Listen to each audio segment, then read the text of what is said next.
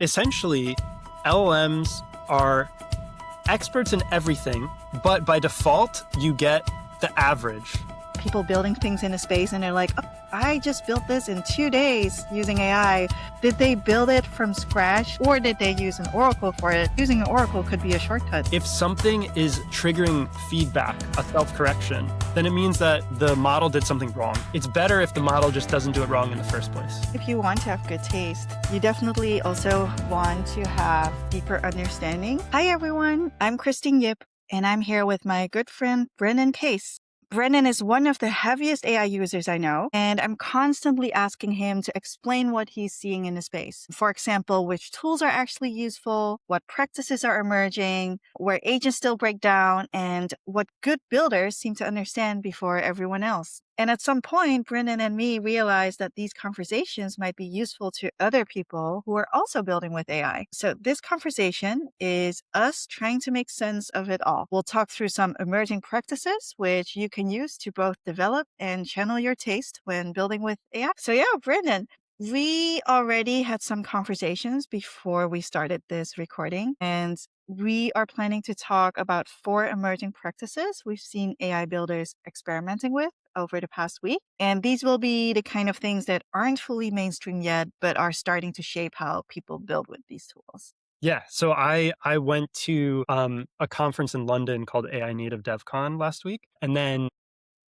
I had some interesting conversations there. I saw some great talks from interesting speakers, some of which we'll mention today. And then also just a couple things came up that to me paint a picture of a handful of things that I think is worth sharing with all of you. So let's do it. Cool. So the first emerging practice that we're going to talk about today was mentioned by Ryan Lopopolo from OpenAI at the AI Native DevCon, where you were last week in London. And that was leverage shifting left for agents. Yeah. Is that right? Okay. Yep. Can you tell us a little bit more about this emerging practice related Yeah. to shifting left for agents? Yeah. So I think this is interesting. This was one line that Ryan said sort of offhand during his presentation, which surprised me. And I had to ask a question about it at the end. So I want to take you all through the story of this point because I think it's interesting. What is the sentence that he mentioned? Well, let me share my screen because I tweeted it, so I can just show you. This wasn't his exact words, and maybe I misquoted him a little bit, but the sentence was something like, "You don't need to shift left as much," which was a good practice in software engineering, because harness engineering, which is like this new thing that a few people have talked about, which we can define a little better. Did that caught your attention because it's very controversial?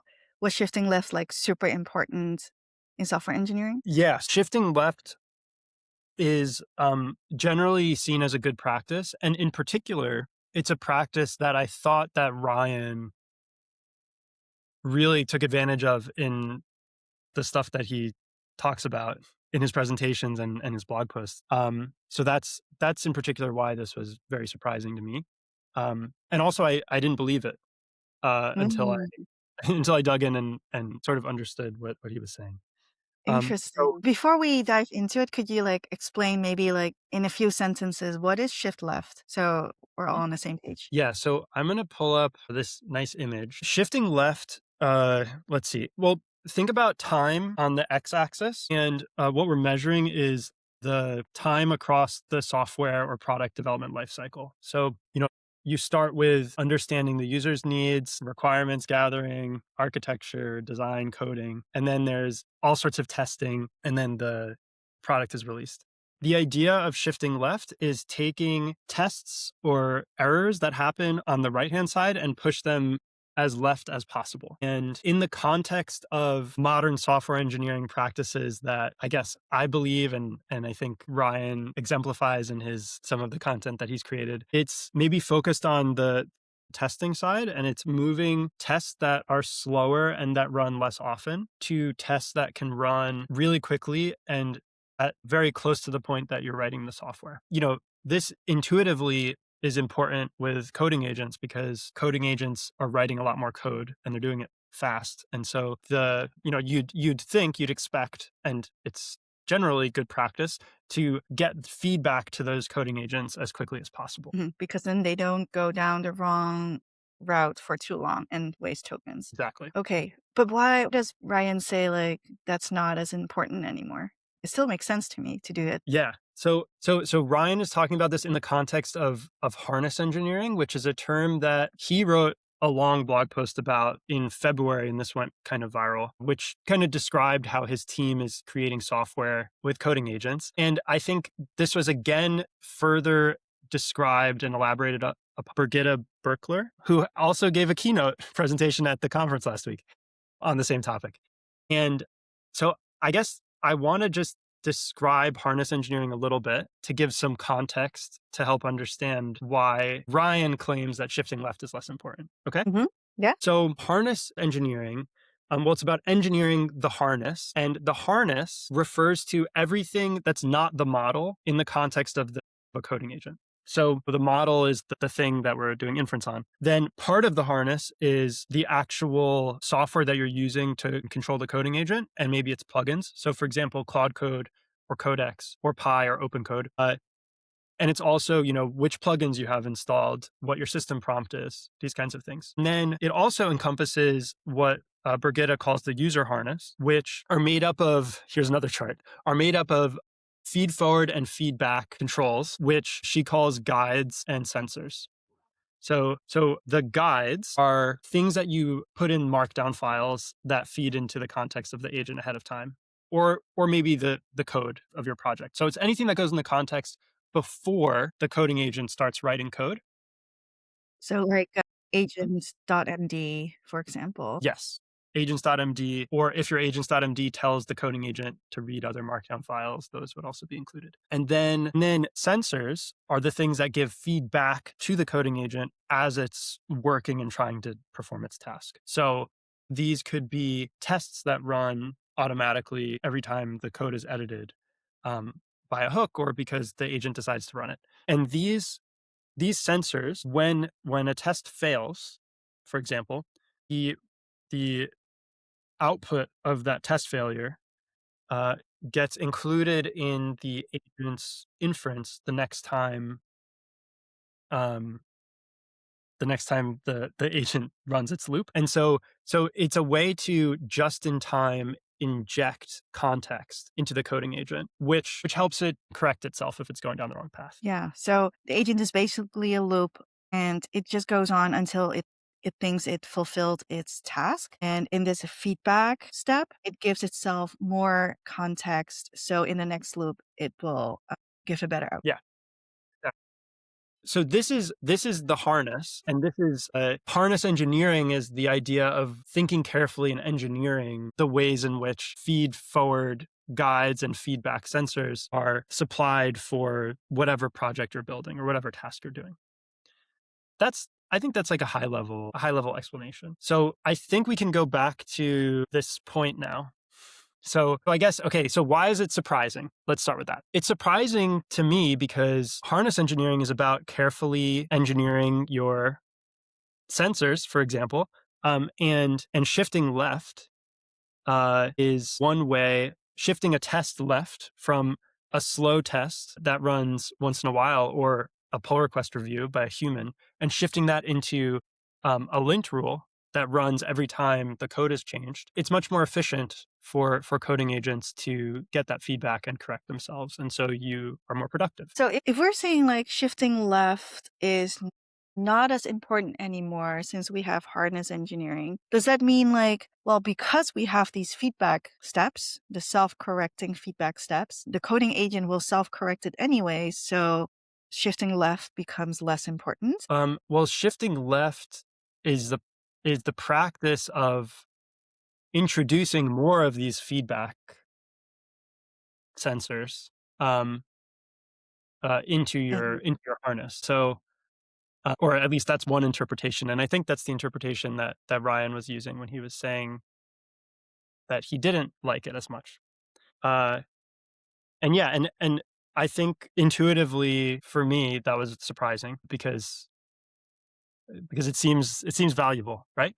But I guess his point when I asked for clarification is, well, if something is triggering feedback, a self-correction, then it means that the model did something wrong. It's better if the model just doesn't do it wrong in the first place.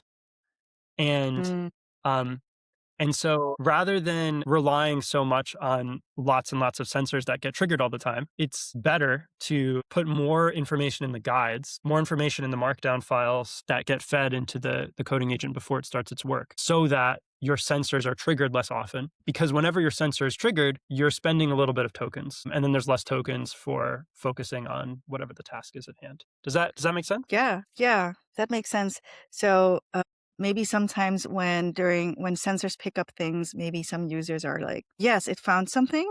Good that Mhm. it caught it, but Ryan is like, no, if it caught something, then actually it's a failure because your guide wasn't good enough. It would have been better, of course, if you one shotted it. But it almost, I don't know, maybe I'm just confused, but almost sounds like if you want the guide to be good from the start, that's even more left in the whole process, right? So that to me, it also sounds like shifting left. Yeah, yeah, yeah. I think you're right. I mean, if we go back to this picture, in this particular picture of shifting left, certainly, I guess you would say the agents.md is kind of like your requirements. So in that sense, it is further left. But I think so. So in some sense, yeah, it's actually shifting further left. But in another sense, I think like metaphorically, putting information in your guides is like having a conversation with your coworker or like telling them a rule, but it's telling them in a way that is fuzzy. It's like they have to remember that rule. And so it's important to still have sensors because a human or an LLM can still make mistakes from that information. So it's sort of, but you are right though. It is kind of another form of shifting left. And I wish that I could ask Ryan if what he Yeah. thinks about this Oh, or we or could. if we're just misunderstanding what he was saying. Yeah. But I think like the whole even if this is whether it is precisely shifting left or not, I think it's just really interesting to as a point around you want to make sure that your system is learning. So whenever the coding agent makes a mistake, even if the mistake is self-corrected, it should still you should try and sort of teach the model or sorry, teach your harness by putting that information in a guide. I think that's the main insight here. So this is what the emerging practice is, I suppose. Awesome. Cool. Yeah, thanks for sharing this. Also, very curious to listen to Ryan's talk. And if we interpreted what Ryan said wrongly, feel free to let us know. At least it did set us thinking and gave us a lot of insights. And so, yeah, I believe the talks from AI Native Con will be online eventually, right? Do you know, Brendan? Yes, some of the talks on the main stage are going to be online, and this one was. Both Ryan's and Brigitta's were on the main stage. Both of those will be online. We can also share the links as we upload this recording. We'll share it in the description. All right. Thanks, Brendan. Then anything else you want to share before we go to emerging practice number 2? No, let's move on. All right. Moving on. Emerging practice number 2, compress intent with expert language. What does this mean? And how did this come up for you? Yeah, so this came from a tweet. So I'll pull up that tweet. So there was a tweet. I guess it was a retweet, a quote retweet. So the original tweet was from Emil Kowalski from Linear, and Emil. Well, I'll just click on that. Emil said, "To get good animations from an AI, you need to get good at telling it what you want. Stagger this list of items, make this animation direction aware, spatial consistency, crossfade, layout animation. I made a motion vocabulary for this." And then there's a link to a page. So that was Emil's post, and then Guillermo Rausch from Vercel retweeted and said, "This is what education in the age of AI looks like. Start with the language. The linguistic surface is your roadmap. Much like an SDK has a set of function definitions, human language is the new API to the world. It also always has been. There's never been an expert in any field without mastery over its language. The distinction is that English alone could not produce tangible things. You had to translate it into machine instruction through learning or delegation to others. You can now go direct." What a beautiful tweet. Yeah, and it makes sense too. Yeah, so exactly, it does make sense. It seems sort of obvious, but I think this really resonated with me in particular because I sort of studied this for like 10 years before LLMs came out in a slightly different context. So whenever I read something about learning how to communicate about a topic with precise language by learning carefully the language of experts in that field, it really gets my attention. Yeah, because I guess Also, the really good thing here is if you can convey your intent in a very succinct way to an LLM, then the output from the LLM will also be better while you use less tokens, right? So that's, I guess, what ML is saying here. Like, if you're going to build animations with AI, make sure you know the terminology related to animations. And I guess this is for every other domain of any use case that people are building. For example, if you would be working on front end or building a website, you could either say, I want a pop-up window or a panel that appears on top of the current page. It should temporarily take focus. The rest of the page should be darkened or blurred, and visitors should not interact with the page behind it, blah, blah, blah, blah.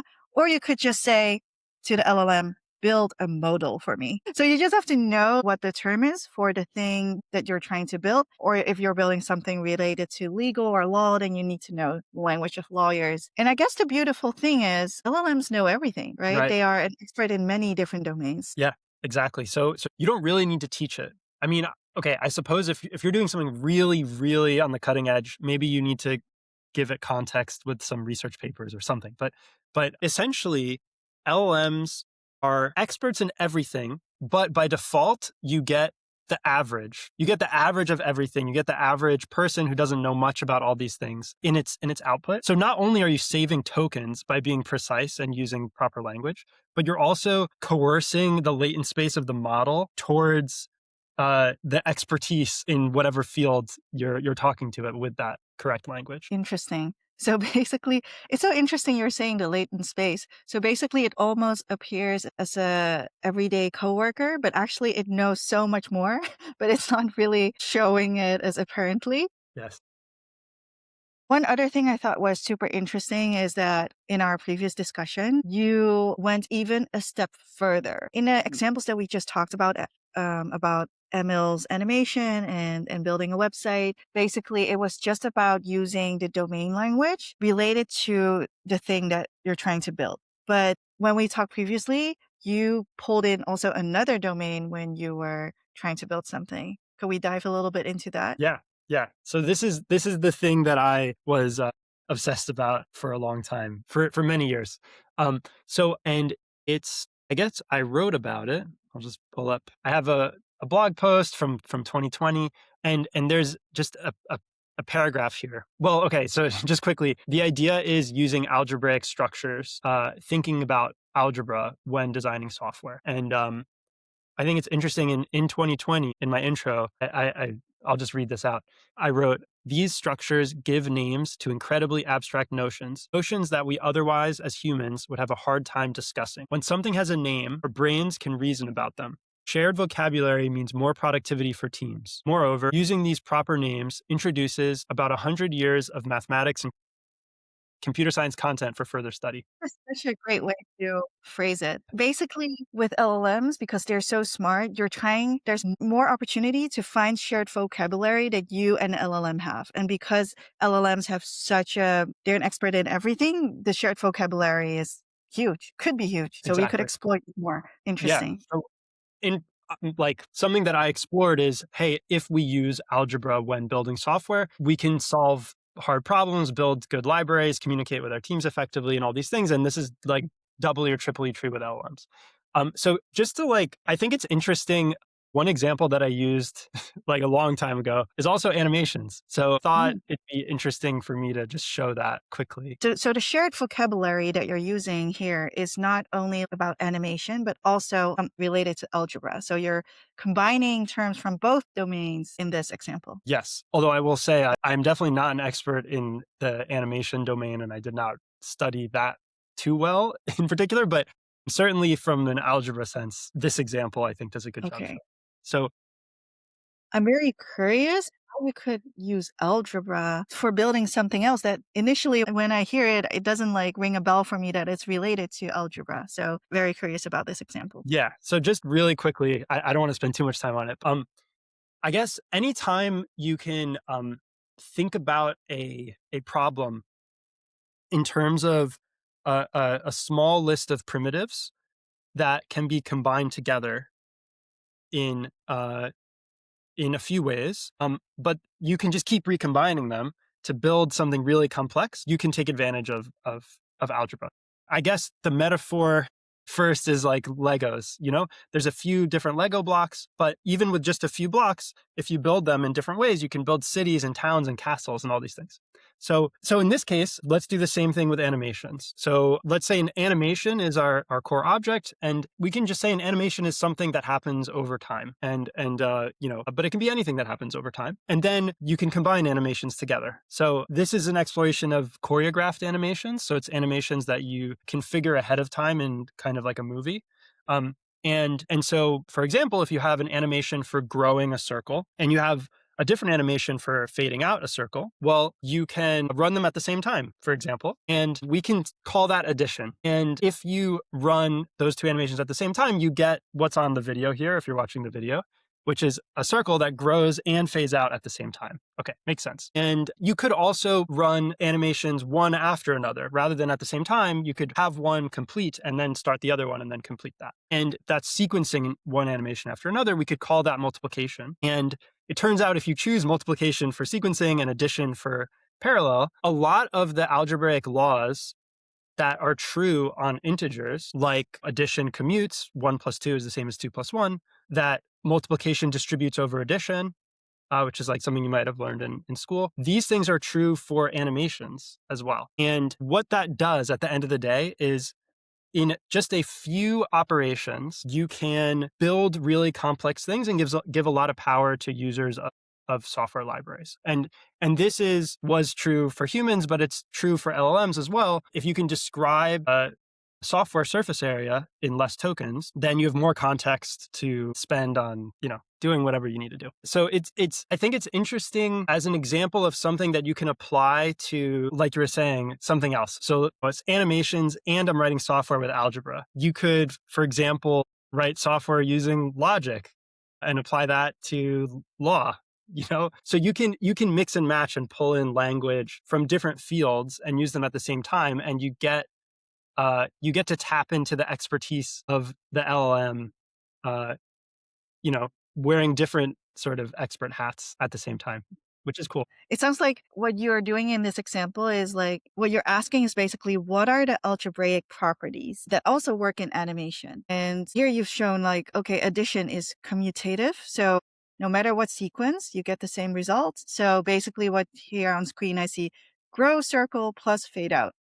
And then the LLM knows like, okay, these are the algebraic properties that also should be applied here for the animation. That's actually such a smart way to communicate with an LLM. And yeah, experimentally, I haven't done much with animations personally with LLMs in my projects, but I have explored using the language of algebra to communicate with the LLMs to design libraries that are easy to use. And ultimately, in my experience, it does pull the LLMs to build nice libraries that I think are nice to use. So that's just my opinion. that's so cool. So Yeah. basically what we're describing here is we're even going beyond what Guillermo has said here. So it's not only like, okay, try to communicate super succinctly, but in a powerful way, what your intent is by using the domain language of the thing that you're trying to build in a specific domain. But you could even go beyond and also use terms from another domain. This is so interesting. Do any examples come to mind where you've seen other buildings doing this too, where they go beyond one domain and combine it with terminology or libraries that are related to other domains? Yeah. Well, it turns out using this like algebraic approach, it works really well when you're doing things that are very abstract. It's called abstract algebra, so it makes sense that when you're doing abstract things with software, it's useful. So like handling errors, just like the notion of handling errors, all the different ways you might want to handle errors. Dealing with things running at the same time concurrently. That's another like abstract thing that works well with this kind of algebraic approach. Dependency management. So if you depend on certain resources and they need to load in certain orders and all of that. And so there's actually a library in TypeScript that has become very popular recently since the coding agent boom, which is called Effect TS. And Effect literally is just the combination of error handling, concurrency management, and dependency management treated very algebraically. And it's something that it's a little bit scary to developers at first, like this kind of thinking. I don't know people who've worked with effects directly, but with this kind of approach, I've found resistance in different teams where I've tried to introduce this kind of programming before. But you get so much benefit out of it that it's kind of, in my opinion, it's worth getting through that resistance. Well, the coding agents, they are experts in everything. So there's no resistance anymore. And turns out, doing things algebraically is a good idea. And so Effect TS suddenly is this super powerful library that people are finding empirically that when you tell your coding agent to use effect when it's building your TypeScript software, the coding agent just does a better job. There's less bugs. It can do more complex things more easily. This is the power of algebra, I guess, applied to, in this case, like this abstract idea of error handling, dependency management, and concurrency. Awesome. Very cool. So it's this powerful TypeScript library that handles errors and dependencies and all those stuff in algebraic way. This really sets people thinking like, what can they do? What else can we introduce to explore that latent space from the LLM? Yeah, cool. Thanks for sharing. Should we go dive into the next one? All right. Emerging practice number 3, match the tool interface to the task. I think when we talked about this in our previous conversation, you said be thoughtful with your agent tools. And we mentioned different tools in our conversation. There was this like hugely popular MCP that became super popular last year. And then in the second half of last year, people started to shift more to CLI. And now it sounds like what's becoming more popular is code mode. Could you tell us a bit more about these? Yeah. Well, I don't think code mode is becoming popular yet, but I think it should become popular because it's a good idea. Let's put it that way. Before we start, maybe just to refresh everyone's memory about it, why was everyone so excited about MCP and why was CLI perceived as better by some afterwards compared Okay. to MCP? And then why do you think code mode should be more popular now? Okay.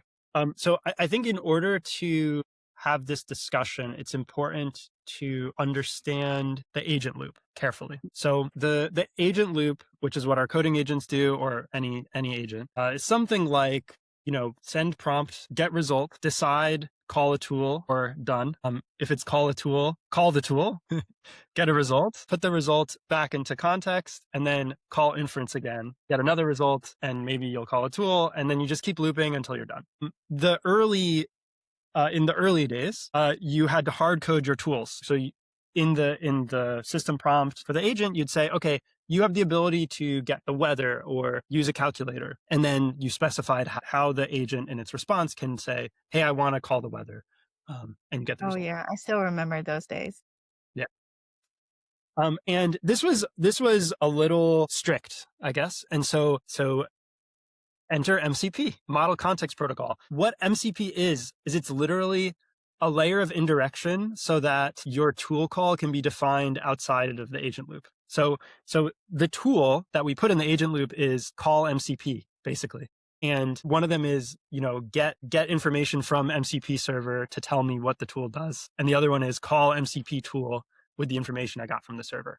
And what this lets you do is it sort of introduces a plugin ecosystem where lots of services can provide MCP interfaces, and you can, as a user of an agent, connect to any of these providers without the agent builder directly connecting them ahead of time. So that's like a cool thing. And in the context of coding agents, this is a way for, Claude Code to talk to GitHub. It's one way for Claude Code to talk to GitHub, for example. Okay? Mm-hmm. Okay. So now there's a CLI interface. So let's use this example of getting information from GitHub. You could use a GitHub MCP server, or you can use a GitHub CLI tool. And so rather than giving in the agent loop an MCP tool to the coding agent, you would give a bash tool. So the bash tool lets the coding agent run any bash command or a small bash script. So in this bash script, they can call one or more CLI tools and combine the results together in interesting ways.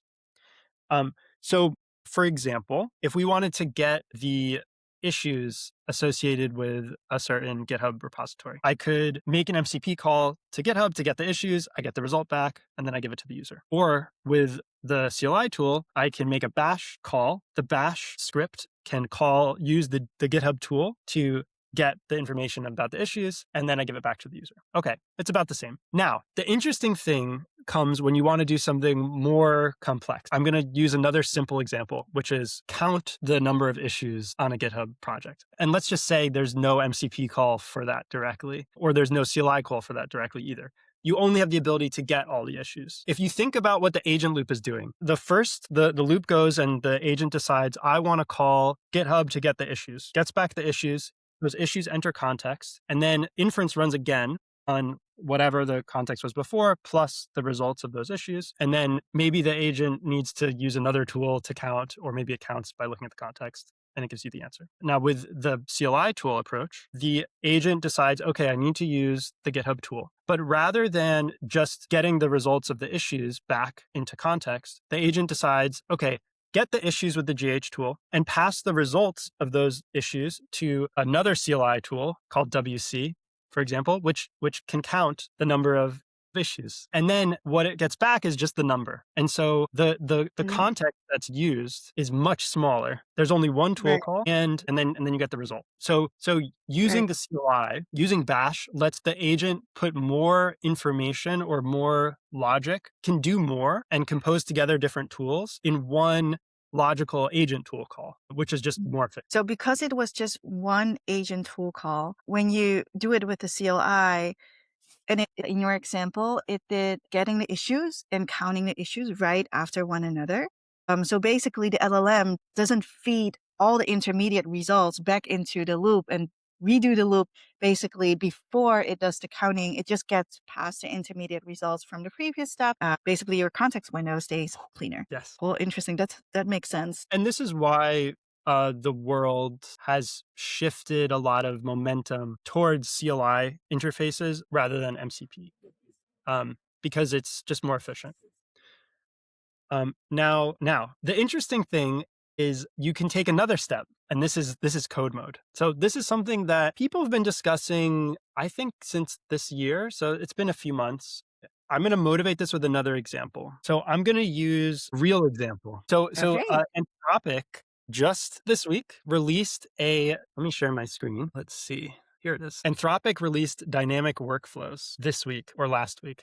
Anyway, one of these weeks recently. What is a dynamic workflow? It's code. Okay. So let's use this as our example to explain what code mode is and why it's valuable when you can use it.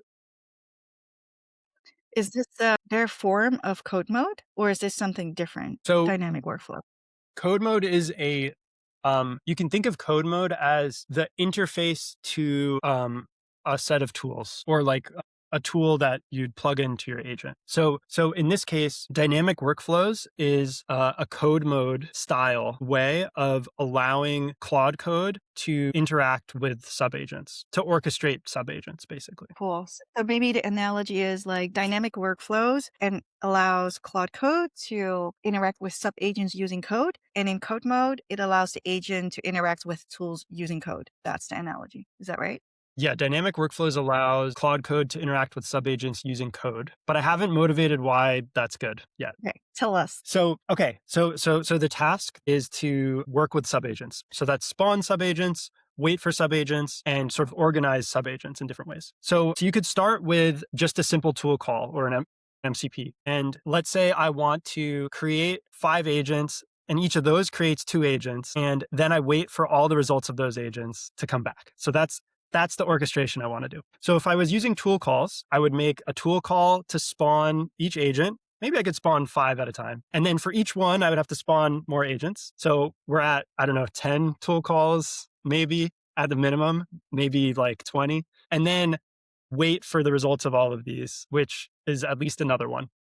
We're at like 25 tool calls, lots of intermediate context. It's kind of the same as the last example, a lot of context wasted, bad. Okay. So then you could think, okay, well, what if it was a CLI tool? That's better. So I could use Bash, and I could, if there was a CLI tool that could spawn a subagent and wait for the results, well, I could spawn all the subagents. I could represent that structure in a Bash script. But it turns out Bash is a bad programming language. And so when Bash when a bash script gets really complicated, errors start happening. The like both humans and LLMs just can't, like, kind of struggle to make it work. Um, and JavaScript is a better programming language than Bash. And so what code mode does is, instead of saying Bash is my tool and I can call some CLIs and connect them together, code mode says, here's a JavaScript interface and just write JavaScript. And that's exactly what dynamic workflows is. It's a mechanism for Claude when it's spawning subagents or describing a subagent orchestration workflow to use JavaScript or TypeScript for coding. And so in the agent loop, the agent, instead of making a tool call to MCP or instead of making a tool call to Bash with a Bash script, it makes a tool call to do dynamic workflows and gives it a bunch of JavaScript. And then that JavaScript can efficiently and effectively, and in a way that the LLMs don't make many mistakes, describe very complex structures of workflow orchestration.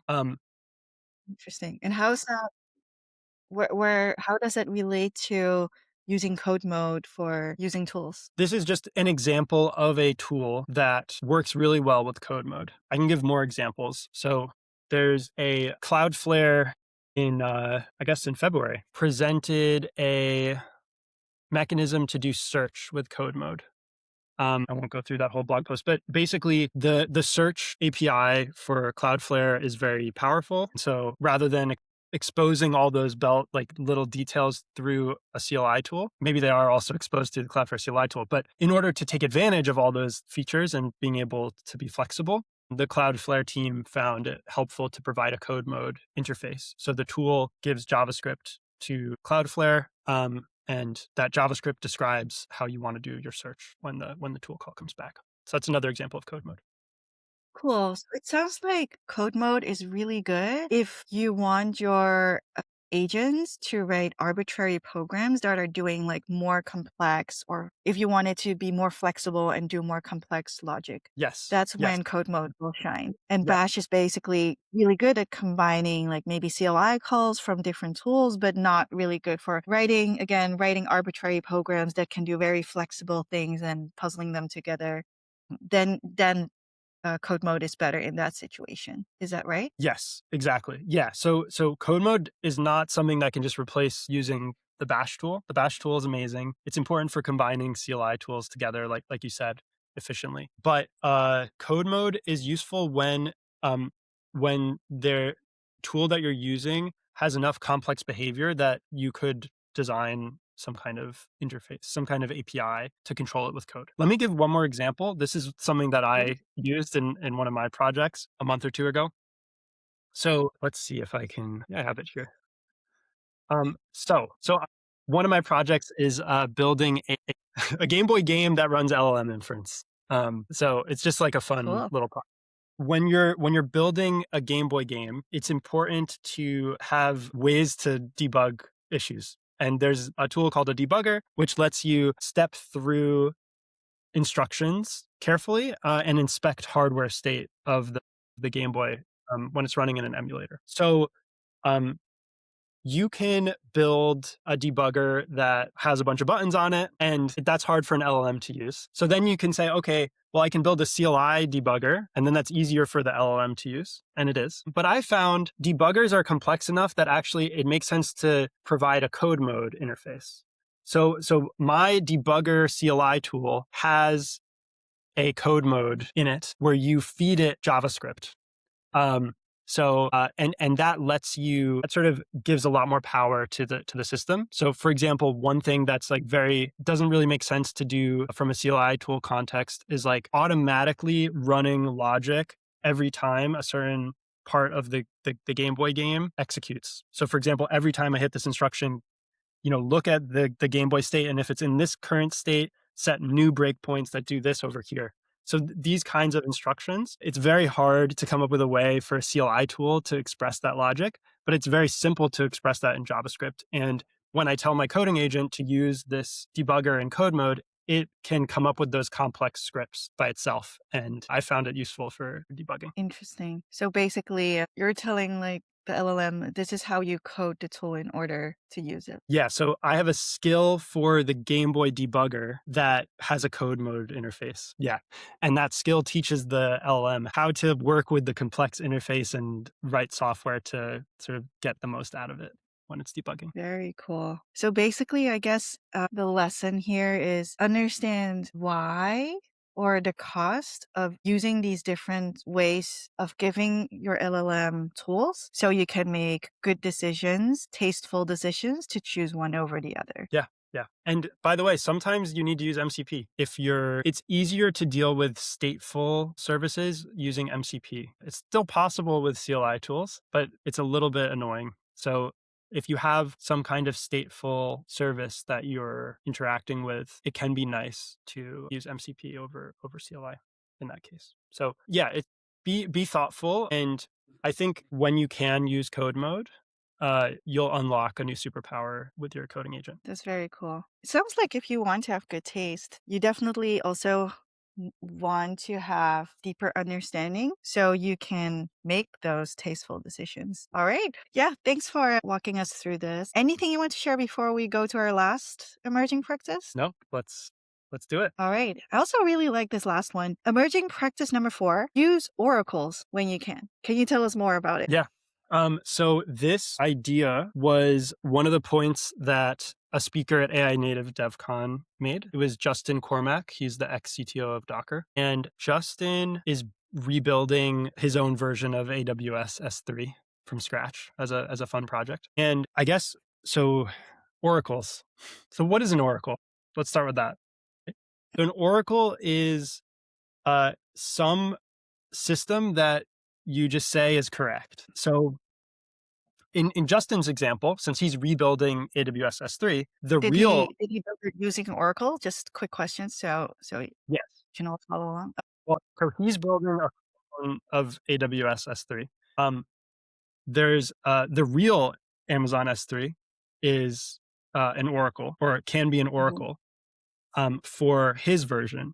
So is he making a case that using Oracle is so good and it's a lesson from his own experience? Yes, it's one of the lessons from his presentation was using an oracle during exploration of behavior and testing was very useful. So he found that the documentation for AWS S3 is actually not accurate when compared to the behavior, and so it's better. It was better for him to have his agent just explore what the real S3 does and learn that behavior so that he is able to implement something that works in the same way. Right. And that's, So that's why you meant he used AWS as the Oracle. yeah, yeah. Um, so there's a lot of ways to use oracles in your development. And,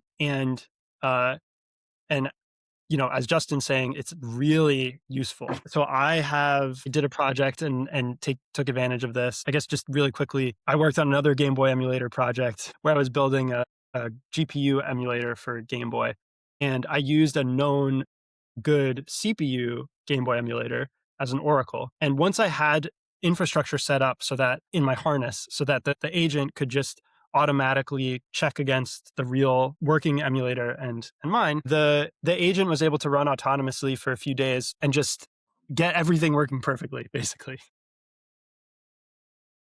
So it sounds like it's good to use an Oracle when you want to convey the intent of the thing that you want to build. Is that right? So basically, it's a shortcut to conveying it more specifically. hmm hmm So it's very useful in testing, but as you're saying, it's also useful as a communication mechanism. It's kind of like, the saying, like a picture is worth 1,000 words. A working version of the thing is worth more words than you trying to describe how it works, just showing it to the agent. Something that Justin mentioned in his presentation, he just said a sentence on it. Again, something that was just one sentence that really stuck with me, which was, he said, it's probably worth implementing a basic version of the service or application that you're trying to build first and get the behavior just perfect, but take shortcuts. It doesn't actually work fully. It's not ready to be shipped to people, but it works enough so that the behavior is exactly precise. And then use that as an oracle to then go and implement the real thing that might be a lot more complicated. And I think that is a Mhm. really cool idea. So as an example, let's say um, I build I built a journaling app. Mhm. And it only works locally on my machine. But if I want to scale it up and I want it to be able to serve thousands of users, it's okay if my own version on my machine works only well with me as the only user, because then we can use it as an oracle and AI will know how it should behave even when there are thousands of people using it. Is that Exactly. Shortcut to building the version that supports thousands of users, to build the version that works with one user first and get that behavior exactly how you want it. And then you get a shortcut because you can say, okay, this is the Oracle, make Oracle tests, make it behave exactly like this, and then go implement this thing that's much more complicated that supports all these users. right? Because even if you write a spec, sometimes there are still like gray areas or maybe there are blind spots. But if you give your AI access to an oracle whenever it has any doubts or doesn't know what decisions it should make, basically it will just query the oracle. Yes. That's very smart. Actually, it makes me also wonder whenever I see things, people building things in a space and they're like, oh, I just built this in 2 days using AI. I built this browser, in a day with an agent swarm. Did they build it from scratch, like in a traditional way, like how you would like start with a spec and just build it from the ground up? Or did they use an oracle for it? Because it sounds like using an oracle could be a shortcut. It's a shortcut and it lets you do things that are otherwise impossible with this version of agents. Certainly impossible to do autonomously without human input. So all the examples that we've seen that are really impressive, building a browser, building an operating system, building a C compiler, these are things that have oracles that can be used to ensure that the thing is correct as it's being built. Yeah, and I don't think that's bad. I think it's good. I mean, it's something to learn from. I think like in the context of thinking about taste, um the best way to express little nuances in your taste is by having a prototype of the thing that behaves exactly how you want it to behave, and then telling the agent it needs to be exactly like this. Yeah. No, this makes me really excited to try it out. Not only this emerging practice, but also the others that you just mentioned. This is so good. So if we zoom out, all four of these practices that we talked about pointed kind of in the same direction. Like good taste when building with AI is not just using better models or just writing better prompts, but well, among many things, you have to think about how to shape the environments around a model. You have to learn how to convey the intent more precisely, either through an oracle or more precise expert language. And also, you'd have to think about how to present agent tools to the agents in every situation. So yeah, I guess these were the four emerging practices that we wanted to share. And this is also what we're going to keep exploring. So how builders can develop better taste and how they can channel that taste into tools, agents, and workflows. Yeah, I got a lot out of it and I'm very excited to try these things out. Yeah, and these were just four things that happened to be mentioned in the AI space last week. And, a few of them were just one sentence that we turned into an hour-long discussion. So there's so many more of these practices. I mean, I have 100 in my head right now. So Christine and I are going to have a lot of conversations about this just for fun. And I guess let us know if you want us to keep sharing these, and we will. Thank you so much for listening. And thank you as well, Brandon. This was a lot of fun. Thanks.